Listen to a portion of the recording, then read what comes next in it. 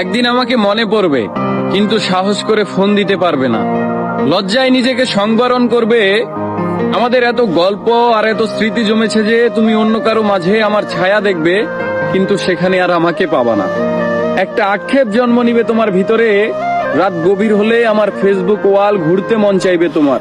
হয়তো সব বাধা ভেঙে মনের সাথে যুদ্ধ করে হলেও আমার প্রতিটি পোস্ট দেখবে, হাসবে, রাগ করবে, কিন্তু আমাকে সেই অনুভূতি বলতে পারবে না। এর চেয়ে আর বড় কষ্টের কি হতে পারে বলো? কোনো এক ভোরে কিংবা গভীর রাতে ঘুম ভেঙে ফোন চেক করে দেখবে আমার কোনো টেক্সট আছে কিনা।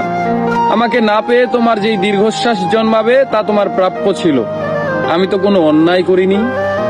এখন যার সাথে আছো তাকে নিয়ে যতই সুখে থাকো, যতই ভালো থাকো, আমি জানি আমাকে তোমার মনে পড়বেই, কারণ আমি তোমাকে ঠকাইনি।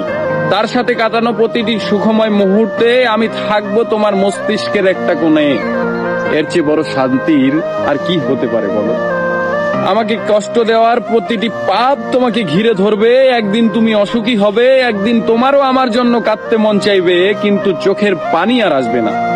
এক শীতে সমুদ্রে স্নান করতে যাবে, সাথে প্রিয় মানুষটা থাকবে, অথচ সেখানে আমার থাকার কথা ছিল।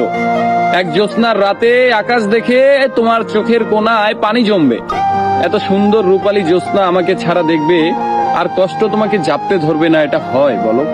একদিন আমাকে দেখার জন্য আকুল হবে, রাস্তায় খুঁজবে, পাবে না। সেদিন আঘাত লাগবে, সেদিন বুঝবে কি অন্যায় করেছো। একদিন বুঝবে ভালো একটা সম্পর্ক শেষ করে কেউ ভালো থাকে না। একদিন বুঝবে কথা দিয়ে কথা না রাখাটাও একটা অন্যায়। সেদিন চাইলেও আর নিজেকে ভালো রাখতে পারবে না। কিন্তু একদিন আসবে, সেই দিন আমি আর তোমার মাঝে সুখ খুঁজবো না। আমি না চাইতেও তোমার দেওয়া প্রতিটি অবহেলা একদিন আমার জীবনে অন্য কারো মাধ্যমে সুখ হয়ে ফেরত আসবে, কিন্তু আমি আর তোমাকে মনেও করব না।